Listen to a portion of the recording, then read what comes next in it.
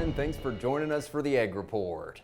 Senate Ag Committee Ranking Member John Bozeman unveiled Senate Republicans' framework for the Farm Bill. It's the latest attempt by Republicans to put more farm in the Farm Bill. Similar to the House bill that passed out of the Ag Committee last month, Bozeman's version strengthens key ag provisions like increasing reference prices for every covered commodity by an average of 15%. It reins in discretionary use of the Commodity Credit Corporation, doubles funding for trade promotion programs, doubles research funding, and provides some support for young and beginning farmers. In the conservation title, the bill includes 25% annual increases to conservation programs by reinvesting Inflation Reduction Act dollars into the Farm Bill. Now the question remains how Democrats will react and if the Republican framework can make it out of committee.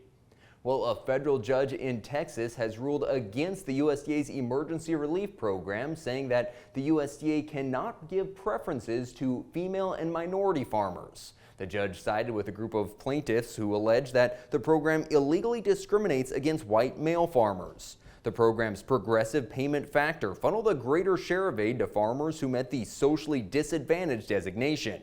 The judge ruled that the government lacked the proper justification to conduct a race-conscious program and that the program was not properly tailored to meet its goals of remediating past discrimination. The court did say a progressive payment system can be used in future assistance programs as long as it's not based on race or gender. Thanks for joining us this morning. We'll see you back here for the markets.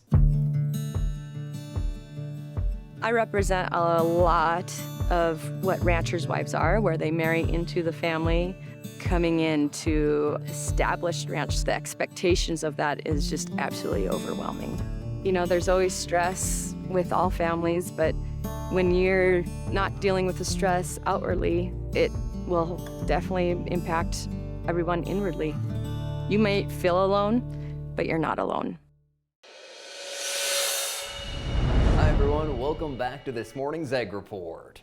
Well, Senator Steve Daines signed on to a letter to the USDA demanding that the agency roll back its ban on deploying M44 sodium cyanide ejector devices. M44s are used primarily by sheep producers for predator control, and the EPA has continuously approved their use by state agencies. But this year, USDA included language prohibiting the use of M44s by third parties in the appropriations package. Coyotes alone killed over 1,500 head of livestock in Montana last year, with many more going unreported.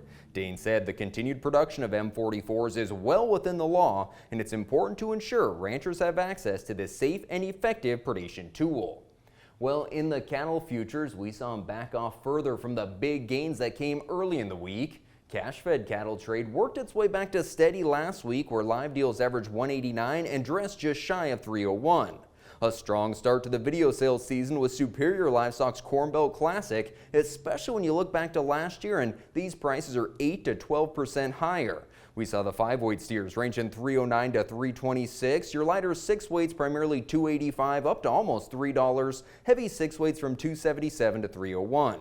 At Bowman Livestock, most of the lambs sold from 221 to 232, ewes from 72 to 81, and in just over 2 weeks, the wheat market has lost about 90 cents. Yesterday's World Supply and Demand report was fairly neutral. Wheat production was forecast up 3.5%, U.S. ending stocks below the estimate and last month, and world wheat supplies do continue to fall, providing a sliver of optimism for the wheat market. Well, that's going to do it for today's report. Thanks so much for joining us. Have a good one.